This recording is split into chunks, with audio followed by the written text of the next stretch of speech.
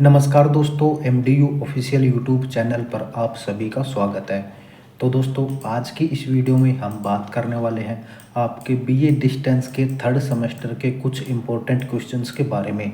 Students के message आ रहे हैं कि सर हमारे बीए के थर्ड सेमेस्टर के जो एग्ज़ाम्स हैं वो होने वाले हैं, तो आप इसके कुछ इम्पोर्टेंट क्वेश्चन के बारे में, इम्पोर्टेंट टॉपिक्स के बारे में बता दीजिए ताकि हम उनको रिवाइज कर सकें और स्टडी कर सकें और एग्ज़ाम्स में अच्छे मार्क्स ला सकें। तो दोस्तों, इस वीडियो में हम इसी टॉपिक पर बात करने वाले हैं। काफ़ी इंपॉर्टेंट वीडियो होने वाली है। अगर आप बीए थर्ड सेमेस्टर में हैं तो आप इस वीडियो को पूरी देखिए ताकि आपके सभी जो डाउट्स हैं वो दूर हो जाएं। चाहे आप फ्रेश से हो, चाहे आपका इम्प्रूवमेंट का हो, चाहे आपका रिपेयर का एग्जाम हो, आपके लिए सभी जो क्वेश्चन है वो इंपॉर्टेंट होंगे। तो चलिए दोस्तों, वीडियो की शुरुआत करते हैं। लेकिन उससे पहले अगर आपने अभी तक हमारे चैनल को सब्सक्राइब नहीं किया है तो चैनल को सब्सक्राइब करके बेल नोटिफिकेशन ऑल पर सेट कर ले ताकि आगे चलकर जो भी अपडेट हमारे चैनल पर आती है उसका नोटिफिकेशन आपको तुरंत मिल जाए। तो चलिए दोस्तों, लेट्स स्टार्ट।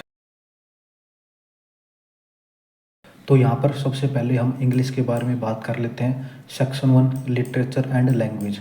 तो यहाँ पर देखिए, आपका जो टोटल जो 4 चैप्टर हैं और एक आपका पोइटिक डिवाइसेज का है। पोइटिक डिवाइसेज में मैं आपको बता देता हूँ जो आपके जो पोइटिक डिवाइस जैसे आयरनी है, इमेजिनरी है, हाइपरबोला है, पैराडॉक्स है या फिर पर्सोनिफिकेशंस है, इन सब के बारे में आता है, इनकी डेफिनेशन और इनके एग्जांपल्स के बारे में।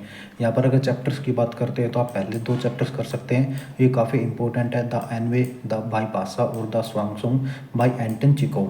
तो ये जो 2 चैप्टर्स है ये आपके लिए काफ़ी इंपॉर्टेंट होंगे। इसके बाद अगला जो सेक्शन आता है बी, जिसमें आपकी नाउन है जो कि आपको पूरी करनी पड़ेगी, नाउन, एडवर्बल और कंडीशनल।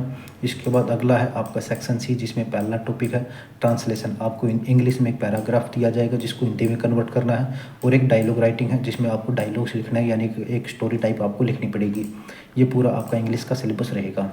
इसके बाद आती है आपकी हिंदी। हिंदी में सबसे पहला है आपका मैथिली शरण। राष्ट्रकवि मैथिली शरण गुप्त, इसकी रचनाएं, इनका जीवन वृत्तांत, काव्यगत विशेषताएं, ये काफ़ी इंपॉर्टेंट पॉइंट है, ये आपको जो है रीड करना होगा। इसके बाद अगला है आपका जयशंकर प्रसाद। हालांकि रीड कर सकते हैं लेकिन इतना ज़्यादा इंपॉर्टेंट नहीं है। इसके बाद तीसरे नंबर पर सूर्यकांत त्रिपाठी निराला, ये काफ़ी इंपॉर्टेंट रहेगा। इसका आपको साहित्यिक परिचय भी, इसका जीवन परिचय भी, इसकी जो रचनाएं हैं और सामाजिक चेतना, भाषा शैली, इन सब के बारे में आपको पढ़ना होगा। इसका जो जीवन परिचय है वो एग्जाम में आ सकता है। इसके बाद आता है आपका अंधेर नगरी भारतेंदु हरिश्चंद्र।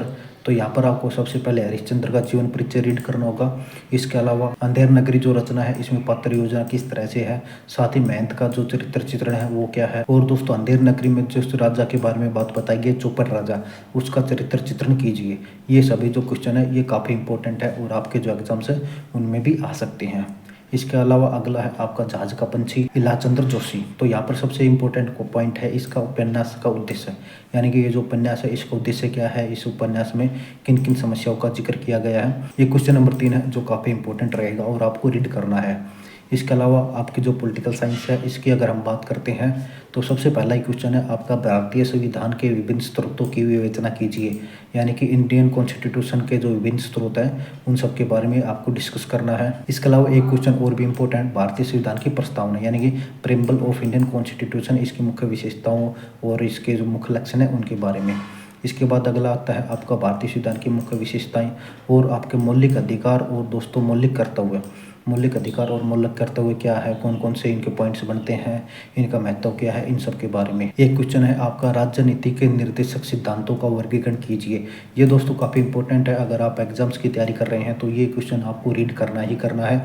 यहाँ पर देखिए इंग्लिश में बात करते हैं तो directive principle of state policy, ये क्वेश्चन काफ़ी इंपॉर्टेंट है आपके लिए। इन सब के बाद एक अगला क्वेश्चन बनता है आपका भारतीय सर्वोच्च न्यायालय यानी कि सुप्रीम कोर्ट के ऊपर इसका क्षेत्र अधिकार क्या है, इसके पास क्या क्या शक्तियाँ हैं, इसके कार्य, इन सब का वर्णन, तो ये आपको रीड करना होगा।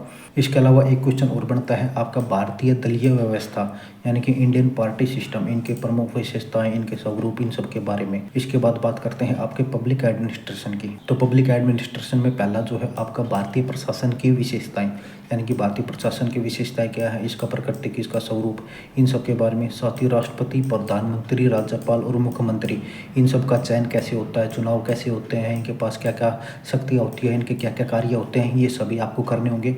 साथ ही गृह मंत्रालय और वित्त मंत्रालय, इनका संगठन कैसे किया जाता है, इनका मुखिया कौन होता है, इनके क्या क्या कार्य होते हैं, इनके पास क्या क्या शक्तियाँ होती हैं, इन सब के बारे में आपको जो है रीड करना होगा। और दोस्तों इन सभी इंपॉर्टेंट क्वेश्चन में से ही आपके क्वेश्चन 1 या 2 जरूर बन जाएंगे। जाएंगे। इसके बाद आगे चलकर आपका हिस्ट्री का सिलेबस आता है। हिस्ट्री में दोस्तों सबसे इम्पोर्टेंट जो क्वेश्चन है वो है आपका अकबर की राजपूत नीति, यानी कि अकबर ने जो राजपूतों के साथ संधि की थी उसकी नीति क्या थी, इसके क्या क्या प्रभाव पड़े थे। इसके अलावा मराठों के साथ उनके संबंध कैसे थे, ये भी काफ़ी इंपॉर्टेंट है। इसके अलावा आपका आता है मनसबदारी प्रथा की विशेषता क्या थी। मनसबदारी प्रथा जो कि मुगलों के समय चलाई गई थी, इसके जो प्रॉफिट और लॉस क्या क्या थे, ये सभी आपको बताने होंगे। और इसके अलावा आपका मुगल काल में व्यापार और वाणिज्य का विकास कैसे हुआ, साथ ही समाज की क्या व्यवस्था थी, मुगल काल में नारियों की क्या व्यवस्था थी, यानी कि महिलाओं की क्या स्थिति थी, ये काफ़ी इंपॉर्टेंट है। लगभग आपके जो एग्जाम है उनमें आएगा ही आएगा। इसके अलावा धर्म और संस्कृति के भी ऊपर क्वेश्चन बन सकता है, जैसे कि अकबर के धार्मिक विचारों का विकास कैसे हुआ, दीन ए इलाही की स्थापना कैसे हुई, इसके प्रभाव, इसके गुण, इसके दोष या फिर इसके लाभों के बारे में, ये सभी जो है आपके इम्पोर्टेंट क्वेश्चन बनते हैं। इसके अलावा देखिए आगे चलकर एक और इम्पोर्टेंट क्वेश्चन बनता है मुगल साम्राज्य का पतन, यानी कि मुगल साम्राज्य का पतन कैसे हुआ, इसमें औरंगजेब की जो मुख्य भूमिका थी उसके बारे में वर्णन कीजिए। ये सभी जो क्वेश्चन है आपको रीड करने होंगे। इसके अलावा आपका आता है मैप काफ़ी इंपॉर्टेंट है। मैप के नंबर जो है आपको हर हाल में लेने होते हैं ताकि आप आसानी से हिस्ट्री का पेपर क्लियर कर सको। तो यहाँ पर जो मैप है इसमें आपका एक क्वेश्चन बढ़ता है अकबर की मृत्यु के समय मुगल साम्राज्य, यानी कि जिस समय अकबर की मृत्यु हुई उस समय मुगल का साम्राज्य कितना फैला हुआ था। और दोस्तों 1526 में भारत की राजनीतिक दिशा, ये आप पढ़ सकते हैं, हालांकि ज़्यादा इंपॉर्टेंट नहीं है, लेकिन ये जो दूसरे नंबर का है मुगल अकबर की मृत्यु के समय मुगल साम्राज्य, ये काफ़ी इंपॉर्टेंट है। तो दोस्तों ये थे सभी इंपॉर्टेंट क्वेश्चंस आपके बीए थर्ड सेमेस्टर के सिलेबस के बारे में। हालांकि जी ये सिर्फ 5 सब्जेक्ट हैं, 3 सब्जेक्ट और बचते हैं जिसमें आपका इकोनॉमिक्स आता है, मैथमेटिक्स आता है और संस्कृत आता है। तो दोस्तों इसके बारे में हमें ज़्यादा इन्फॉर्मेशन नहीं है, इसलिए उन सब्जेक्ट्स को इसमें ऐड नहीं किया गया है। बाकी जितने भी 5 सब्जेक्ट यहाँ पर डिस्कस किए गए हैं उनमें सभी जो इंपॉर्टेंट क्वेश्चन है वो आपको बता दिए हैं। अगर आप इन्हें भी रीड कर लेते हैं, अगर आप इनकी भी अच्छे से तैयारी करके जाते हैं एग्जाम्स में, तो आपके एग्जाम क्लियर होने के चांसेस काफ़ी ज़्यादा हो जाएंगे। साथ ही दोस्तों अगर आपके एग्जाम्स की बात करते हैं तो 20 से 25 जनवरी के बीच में आपके एग्जाम्स के होने की संभावना है।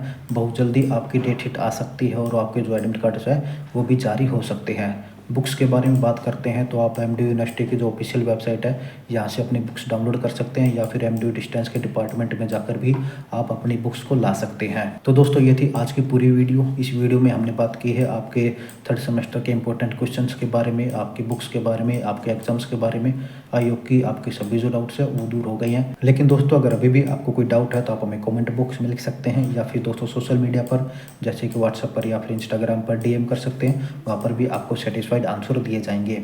साथ ही दोस्तों अगर वीडियो इन्फॉर्मेटिव लगी है, हेल्पफुल लगी है, आपके डाउट्स दूर हुए हैं तो वीडियो को लाइक कीजिए, अपने सभी दोस्तों के साथ शेयर कीजिए और चैनल को जरूर सब्सक्राइब करके बेल नोटिफिकेशन ऑल पर सेट कर लें। तो दोस्तों इस वीडियो में इतना ही, जल्दी मिलते हैं नई वीडियो में नई अपडेट के साथ। तब तक के लिए जय हरियाणा जय हरियाणवी।